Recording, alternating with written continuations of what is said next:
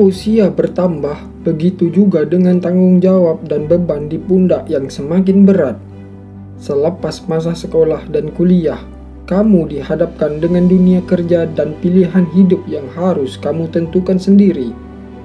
Keseharian tidak lagi sekedar bangun tidur lalu tidur lagi, tetapi bagaimana kamu bisa melakukan hal yang kamu sukai atau kuasai, meniti karir, sambil terus memperkaya pemahaman hidup dan pendewasaan diri setiap hari.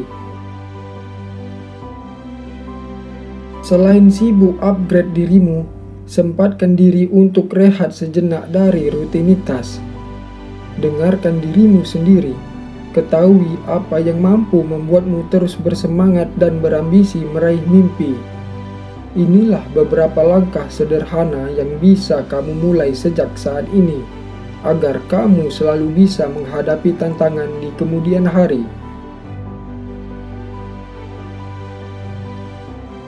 Atur waktumu.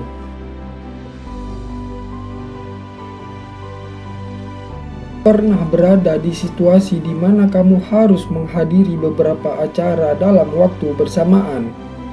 Kamu berharap bisa membelah diri agar bisa hadir menepati janji, menunjuk seseorang untuk mewakili, atau dengan berat hati melewatkan agenda yang sudah kamu persiapkan jauh hari. Sebenarnya, semua itu bisa kamu antisipasi dengan mengatur waktumu secara jeli. Misalnya, dalam satu hari kamu telah merencanakan beberapa kegiatan dalam waktu tertentu.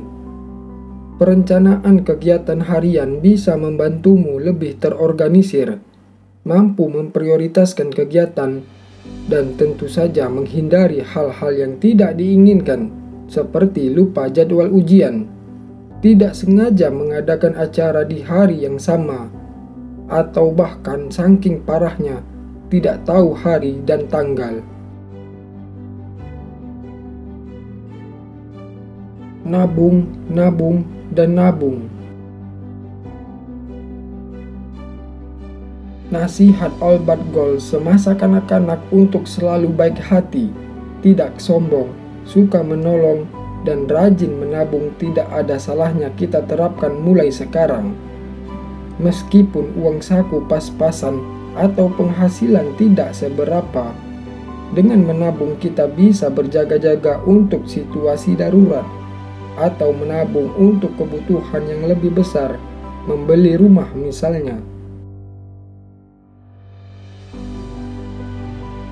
Pilih lingkungan yang mendukung. Dirimu yang sekarang adalah akumulasi dari pengalaman dan interaksimu dengan lingkungan. Makanya, memilih lingkungan yang mendukung itu penting. Misalnya, kamu saat ini masih kuliah. Alangkah baiknya kamu berteman dengan teman-teman yang bisa menginspirasi kamu untuk jadi pribadi yang lebih baik.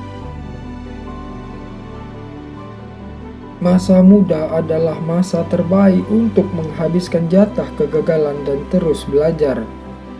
Pastikan kamu menemukan rekan yang sejalan dan bisa dijadikan panutan. Kenali dirimu.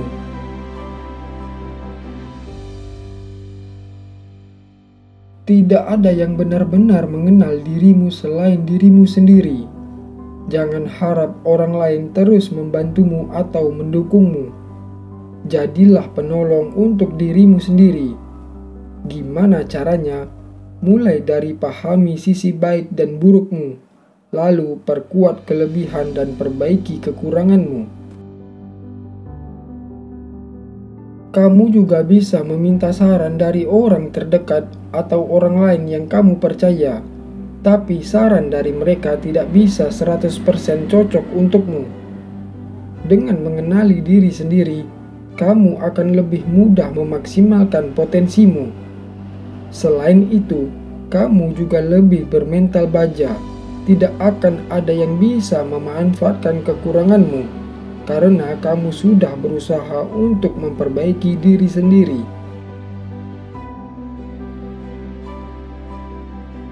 Dekatkan diri pada Tuhan.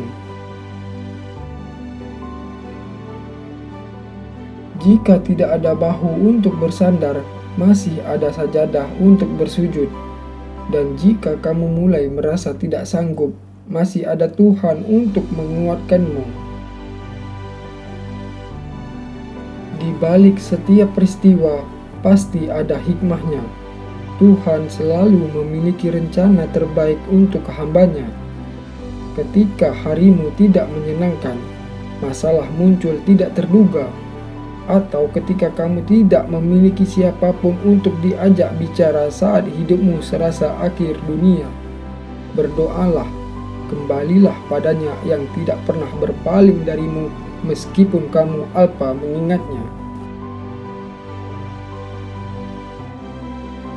Luangkan waktu bersama teman terbaikmu. Merekalah yang akan tersenyum tulus saat kamu bahagia, menghiburmu saat harimu kelabu, menolongmu tanpa kamu minta terlebih dulu, dan menemanimu kapanpun dia ada waktu untukmu. Tidak perlu banyak, teman yang bisa dihitung dengan jari pun sudah lebih dari cukup untuk melengkapi suka duka perjalanan hidupmu. Kontrol emosimu.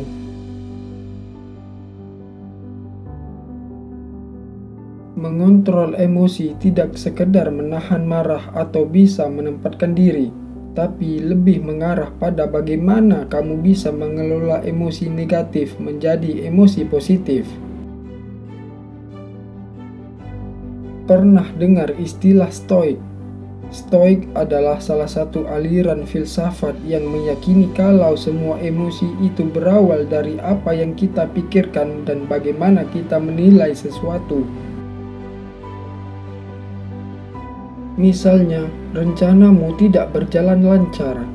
Kamu mulai berpikir hal itu adalah salahmu. Alhasil kamu jadi sedih, marah, dan merasa bersalah. Padahal, ada banyak faktor yang memengaruhi itu dan bukan semata-mata kesalahanmu. Intinya, ketika selalu bisa melihat sisi baik dari sesuatu atau keadaan, kita bisa meminimalisir emosi negatif dan kamu bisa mengatasi masalah dengan baik.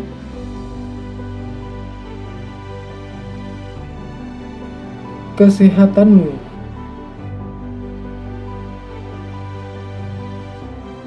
Kalau sudah membahas urusan kesehatan, jangan diabaikan. Seiring waktu, fungsi tubuhmu tidak sebaik dulu saat kamu masih masa pertumbuhan. Pola makan dan kegiatanmu sehari-hari sangat memengaruhi kesehatanmu. Untuk memastikan tubuhmu tetap bugar, sempatkan olahraga ringan beberapa menit sebelum beraktivitas. Begitu juga dengan pola makan dan pola tidur. Jangan sampai menyesal kemudian.